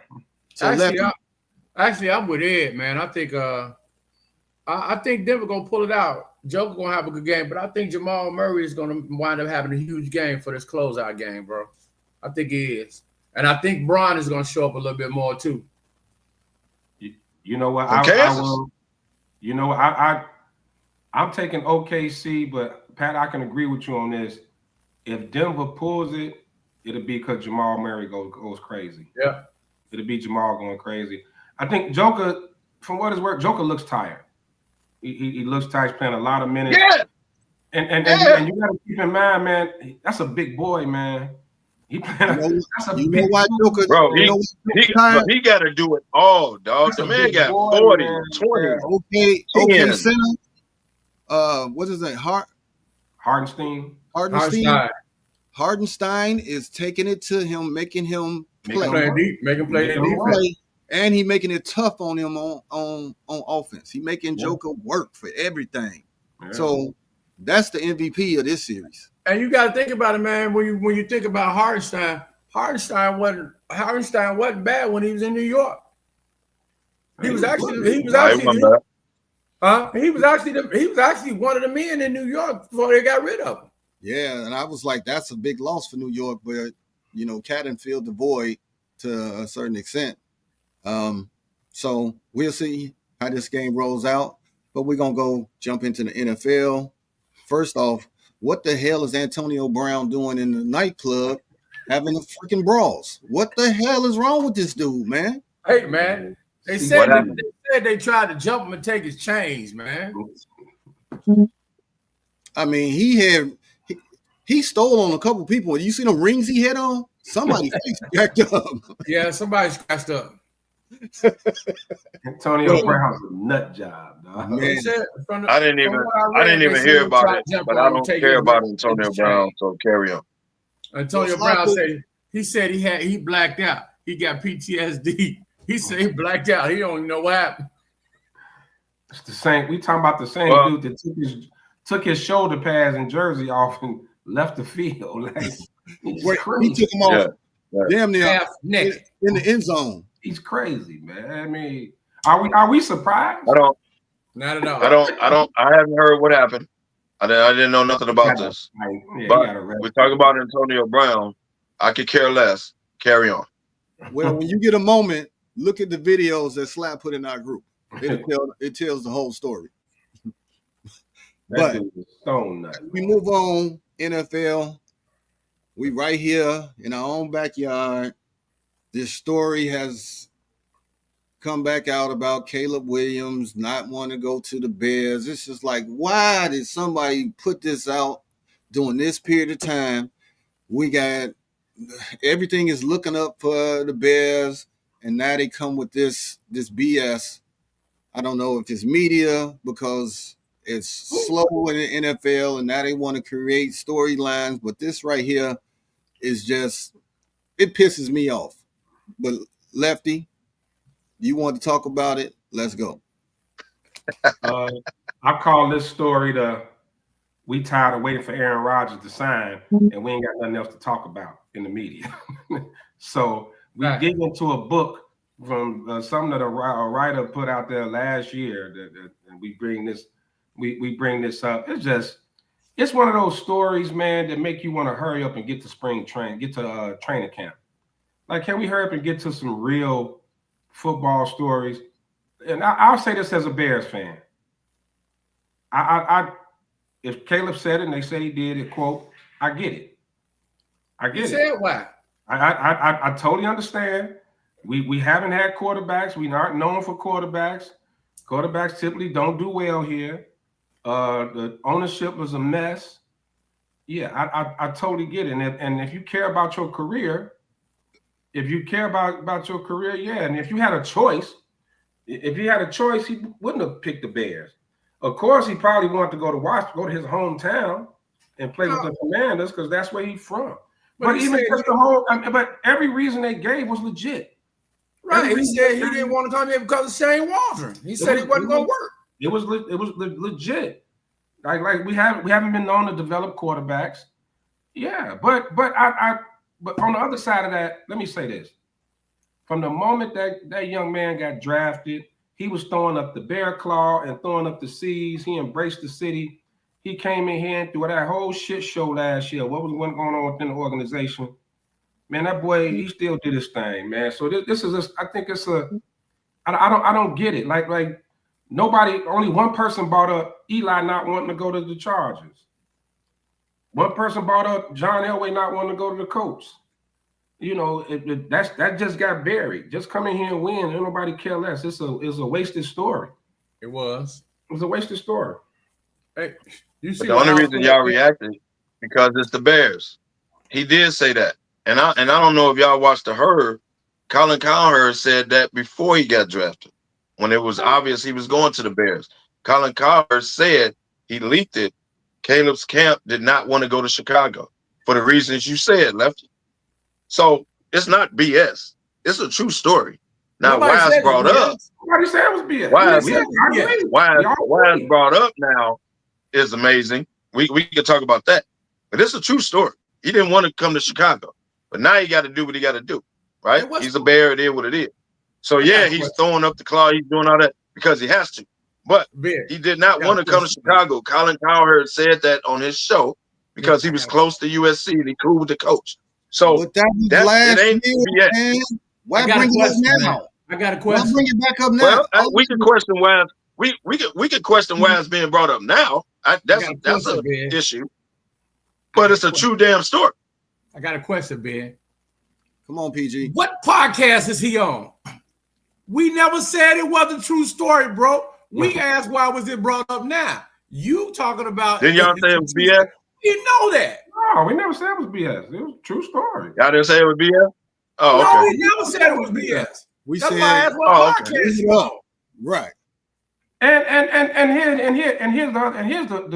the point. At the end of the day, he could have easily told the Bears, "I don't want to go there. I don't want to play for y'all." He could have easily just told them. He could have flat out, "I don't want to play for you. I'm gonna demand a trade out of here. Don't draft." Could have. That's true. He could have. So the fact that we going into his camp don't want to go there. Yeah, if it was our kid, if my kid, even as a Bear, well, I'm a Bear fan, of course I would want him. But if my kid's about to be the number one overall pick and a quarterback, and the team that got the number one overall pick is not known for developing quarterbacks, the organization is a mess, they've been losing, whatever, yeah, I probably wouldn't want him to go there either. So, but like I said, it hasn't been one time where this young man has not embraced it. From day one, he came in and embraced it. He could have easily told them, "Don't draft me. I will not sign with you all." Now, he would have looked like a baby. I remember he colored his fingernails Bears color. Again, Ben said it. Ben said it. There's nothing else for them to talk about right now. They're tired of the Aaron Rodgers debacle, so they had to bring up something. Yeah, that's bottom line what it is. Just that hurry up and get the training camp story. Like, can we please get the training? Now, I don't know why it was brought out. I agree with that. I don't know who's behind that, but especially not at ESPN, especially not at ESPN and trying to sell baseball. books. That's what the dude doing. Hey, Isaac, you are so true on this. He's trying to sell books. He's trying to sell books and be relevant. I mean, if you ask, I'm pretty sure. What's the young man in Tennessee now, the number 1 overall pick? Cam Ward. I'm pretty sure Cam didn't want to go to the damn Titans. If he had a choice, you think Tennessee Titans would have been his choice? Hey, I'll say he leaked the story.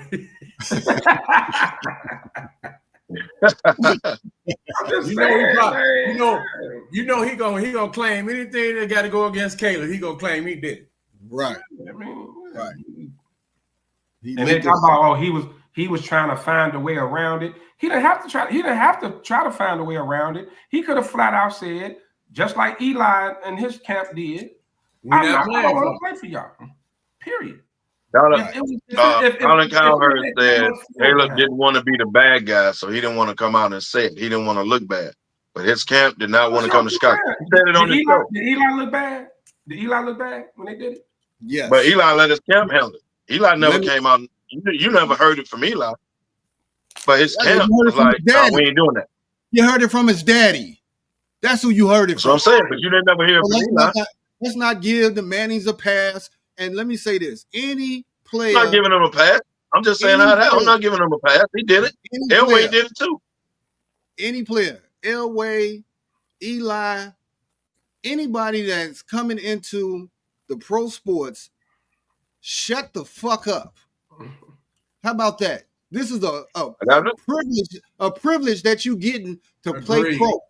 Agreed. Because they don't have to take you.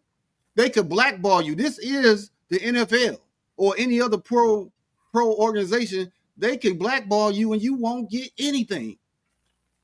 You won't get anything. Look at the Sanders. Yeah. They can blackball you and you can be at the bottom. So take this and say, thank you, America, for making me number 1, or thank you for picking me. I'm finna go ball out. Period. It seemed like that's what he did too. Right. He did. Like, all right, I'm a bear. Let's go. Let's get to it. Hey, guess what? Wait a minute, man. Hey, at some point though, we gotta address House got to start one, bench one, cut one. That's what I was trying to tell Ben. Kanye, Antonio Brown, and Orlando Brown. Hey. And who? Orlando Brown, little crazy dude, be on that song. Hey, I'm starting Orlando Brown because he is hilarious. Orlando Brown is hilarious. Who's Orlando Brown? I'm a bitch Kanye. So Raven, little childhood actor, the crazy cat night. You gonna talk crazy on that? I'm a bench Kanye and I'm cutting Antonio Brown. No, I'm gonna start Orlando Brown. I'm gonna start Kanye. I'm gonna start Kanye first. You gonna start Kanye? I'm gonna start Kanye. You know, I'm gonna bench Antonio Brown and Orlando Brown. I think Orlando Brown playing crazy. Them other two really crazy. No, he be talking about everybody. I love it. He don't care. You like I'm gonna cut Antonio Brown just because I'm gonna cut Antonio Brown simply because he's Antonio Brown.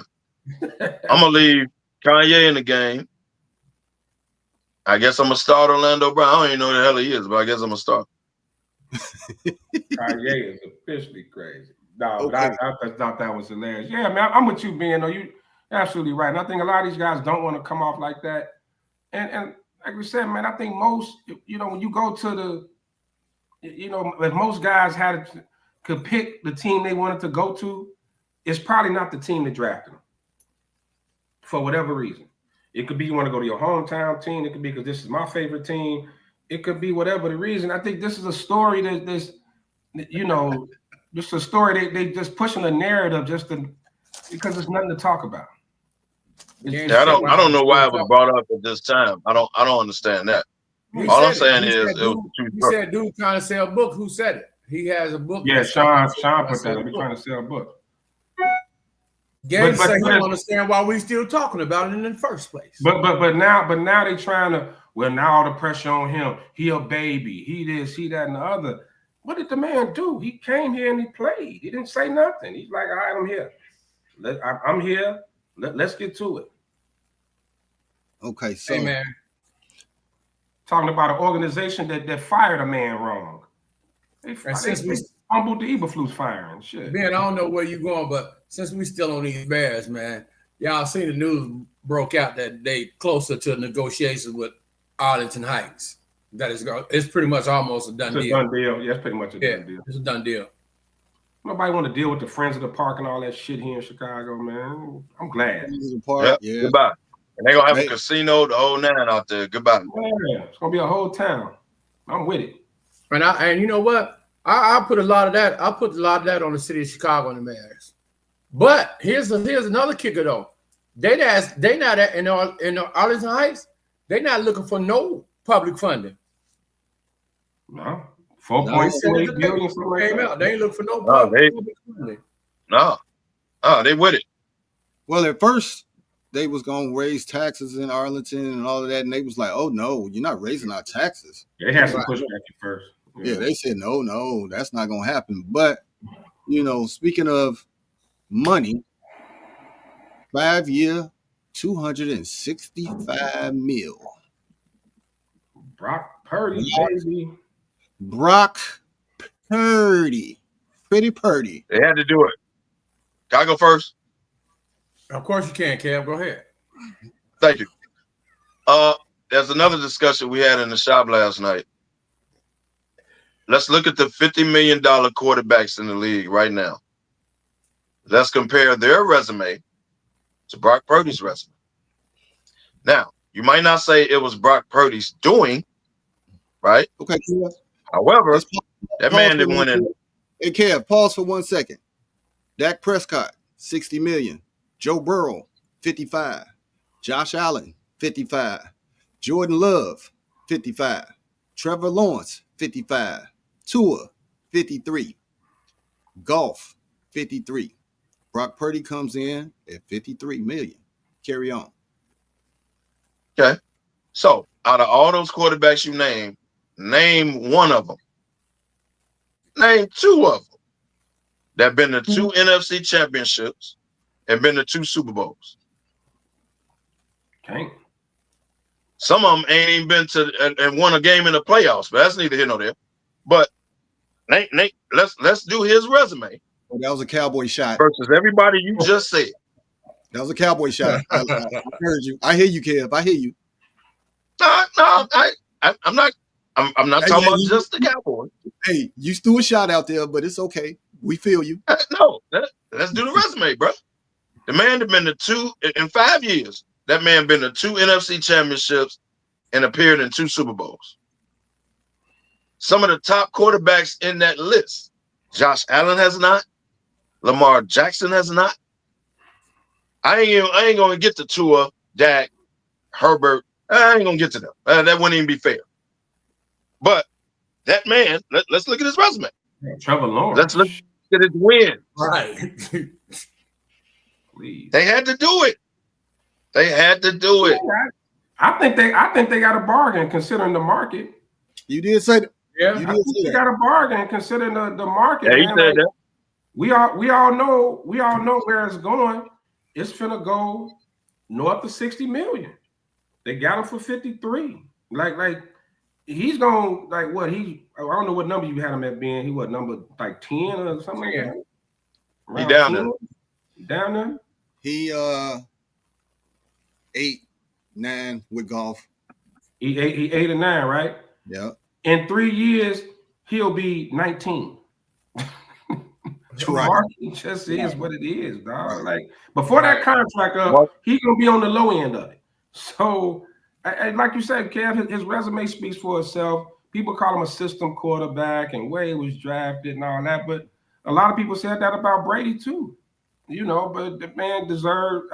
Look, there's no way if I'm his agent, you finna come in and try to lowball my guy. Lowball me at 40. You ain't gonna lowball me, dog. I want my bread. You ain't doing that. Exactly. I'm looking. Now he didn't go ridiculous and ask for like 65 or want to be the highest paid in the league.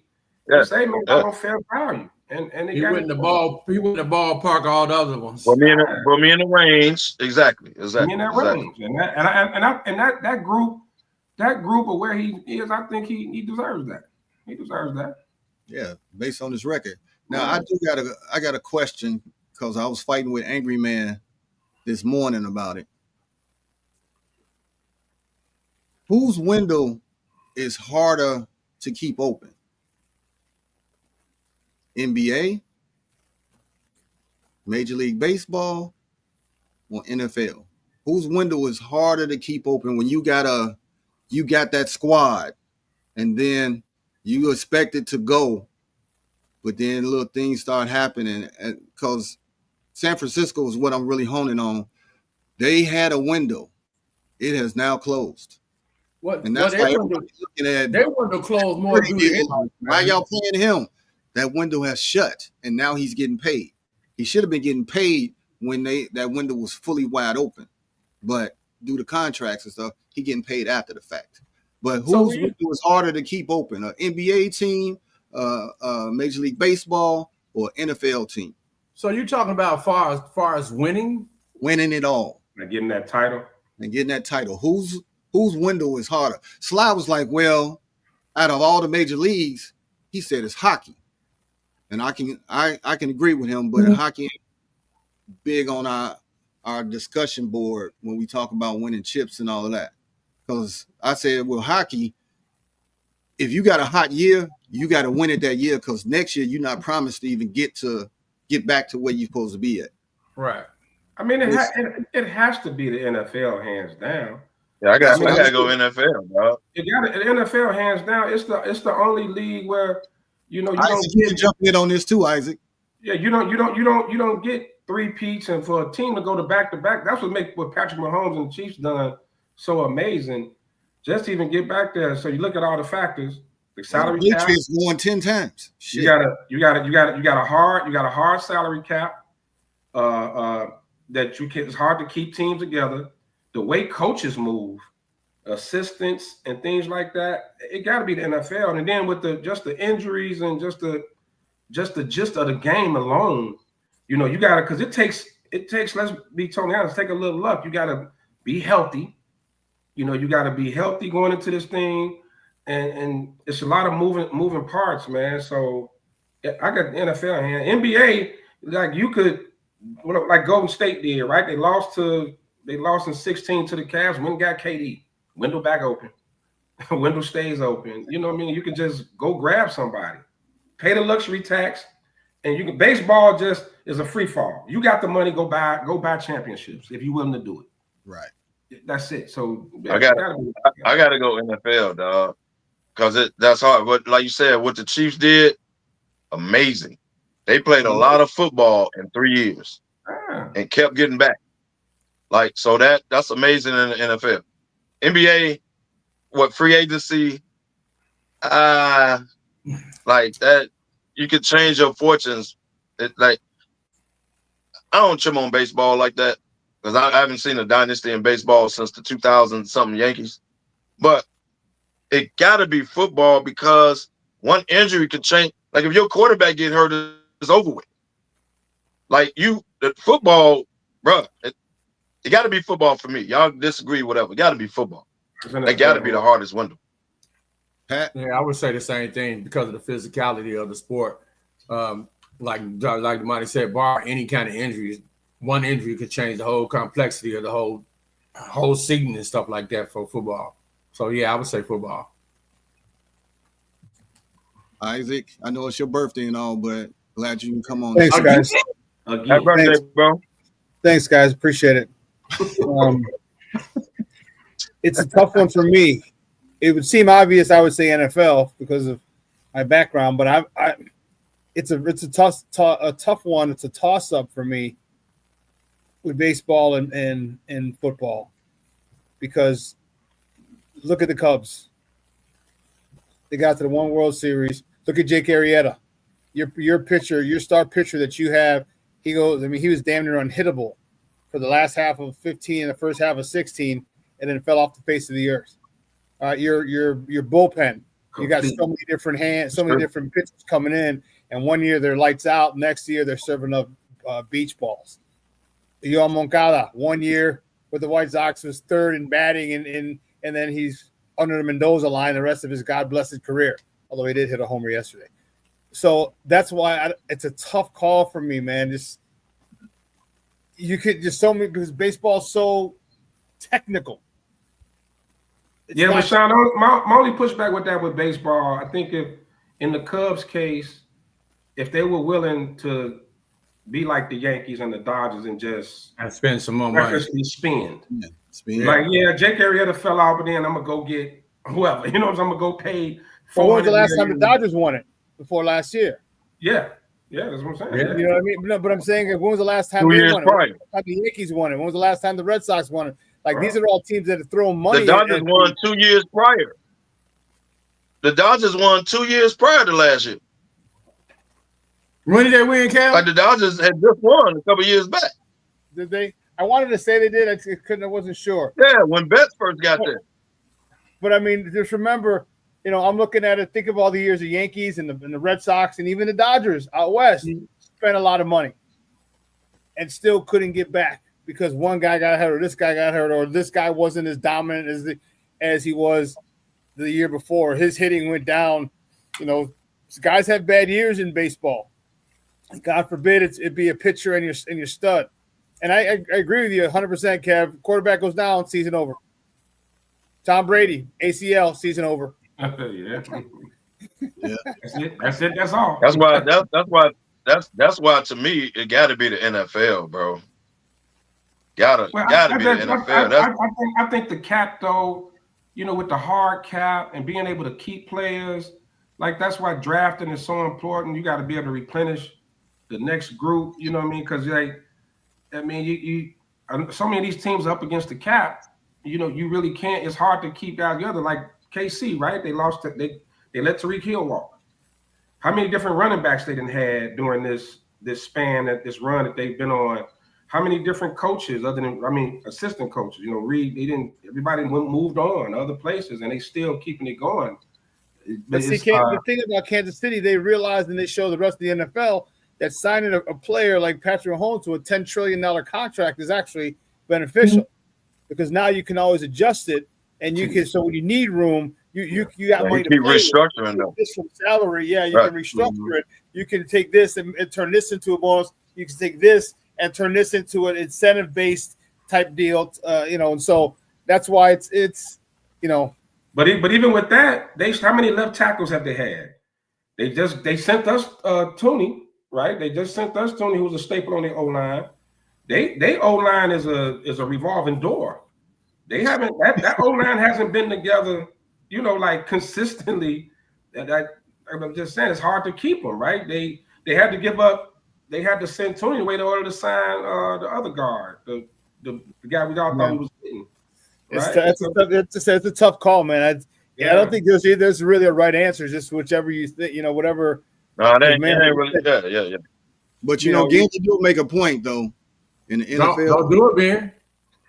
No, I thought that's what that was going to. No, I'm not going there. But about soon as an NFL team win it, players are chasing that money because NFL, you're a hit away from being out. So not for long, baby. They go chase that. They go chase that paper, and the teams throw that money at them, and it's either stay with that team or get that bag. So you can have money when your career is over with. Yeah, you definitely got to chase the money. But like I said, it's going to be hard. The Detroit Lions just got good and lost damn near all their assistants. Yep. Yeah. They just got good. Anyway, yeah. Yeah, they just got good. So that's why I don't think. And just to chime in a little Bears thing, that's how everyone talks about the Bears in the NFC. I'm like, man, I am not scared of anyone in this league, in this division. All right, the Lions just lost their OC and their DC. The Minnesota Vikings just started a quarterback for his first NFL start because he sat out. And Green Bay, Jordan Love likes to throw the ball to opposing players. He's shown that consistently. So I'm not really. The toughest division in football might not be as tough as people want to say it is. I wish we had more time to get on this schedule thing, man. Because I got something to say on that, man. On this schedule thing, I do. Hey, come on my show during the week, man. Come on, have me on, Sean. Just put the bat signal out. I'll jump on. Dog. Y'all don't care about nobody else having a tough schedule. Deal with it. No, this is real quick. Y'all on that, right? I don't know how much time we have left, but real quick. 5 minutes. Here's the thing with we talk about tough schedules. Do we realize the division? The division plays the same teams pretty much like 14 out of 17 games down there, right? It's like so. Yeah. The Bears really. We talked about this last year's schedule, right? It wasn't tough. It had a lot of teams. They played the AFC South, which is probably the worst division in football, and the NFC West, who kind of they tailed off, right? San Fran had a bad year. Seattle, the Rams were good, but Arizona is that. The Lions, Packers, and Vikings played the same schedule. The Bears just didn't. The Bears just failed miserably. So if we talk about a tough schedule, the Lions got a tough schedule too, a tougher schedule, but they got to play the first place teams on the other 3 games. That's not, the division don't play. Minnesota got a tough schedule. Green Bay has a tough schedule. So like they all playing Baltimore this year. They all playing Cincy. They all playing Pittsburgh. Like they play the same teams. And I think the Bears didn't take advantage of having a somewhat soft schedule last year. You had 2 teams with 14 wins, right? What was that's Green unheard of. Green Bay and Minnesota. Detroit and Minnesota. That's unheard of. So if we're gonna talk about the division being competitive, it's gonna be tough. I don't see no team in the North running off 14, 15 wins this year. I don't see it. You know something? Every year when the schedule comes out, we look at the schedules for every team. New York, the Bears, for every team. And we say, damn, this is a tough schedule. But once the season starts, it don't be so tough when you think it's the tough teams and then you end up losing to some teams you ain't supposed to lose to. Right. So you gotta play the games. That's what a coach always said. You gotta play the games. Yeah. No one ever really Giants says, have a terrible we got an easy schedule, and that's not fair, but carry on. No one ever said, I've never heard a fan say, oh man, we got an easy schedule this year. Yeah, you got to go out and play every game. Yeah. No matter who. and you talk about this, we got the AFC North and the NFC East. That's some teams. And we don't really on top of playing each other, playing each other twice. And don't forget, we don't even know if those teams are going to be good because what did you talk about? One injury. Yep. What if we happen to catch that team when the quarterback is in the middle of a 2-game absence because he got hurt, or their starting linebacker is out for a week because of a rolled ankle, or their stud receiver. You know what I mean? When you win in football, we can only go off last year. Like when you look at the schedule initially, you can only go by what the team did last year. How can you even do that when there's so much? How can you do that when there's so much turnover? Right. That's just us as fans. It's just media. Like, man, this is a tough schedule. But when you look at it, the team that wins the chip, everybody coming for them. I don't care if they the worst team in the league from the year before. When they show up on the field, they come in and take your neck off. So it's like you got to play the game. You got to play the game, and you always got what Lefty, you say it all the time, the Super Bowl hangover. The team that got there, they usually trash the next year. So you got to play the games. Who cares what the schedule? Your boy Joe Burrow, and we still in Cincinnati. I knew that was big. Since that Super Bowl. That's my man's. I love me some Joe Burrow. He's come at Joey B, your boy. It depends on what haircut he come in training camp. Because if he come looking like McCulley, he done. He is. That's his favorite look. Yeah, he done, man. But we just not gonna gloss over the fact that Gandy been coming at you like crazy, Pat. I don't know what you did to him, man, but he been coming at you. You gonna see him next week. You gonna see him in a few days. I'm coming to a town near him. Yeah, but man, that schedule thing, man, you just got to go out and ball out. No matter for the Bears, long as they beat the Giants. Long as they beat Now, the Giants. You don't care about that, remember? You don't care about that, remember? Oh, now you do. Oh, I just said 1-16 with the win over the Giants. Ben's good. Extend Ryan Poles. Right. I hope Russ light y'all up.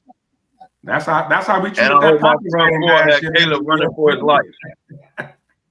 Now, my front four gonna have Caleb running for his life.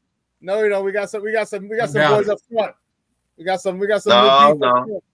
Not for my front four, baby. Hey, as See, happy it's as we no were Caleb. about that Packers win last year, that might have cost us about 2 or 3 draft slots. Right. Right. Probably could have got the running back from Boise State that we wanted, because we got knocked Hey, down. Caleb, keep holding the ball if you want to. No, that's gonna change. My man. front four gonna get to you. Wishful thinking, Kev. That's if they can stay healthy.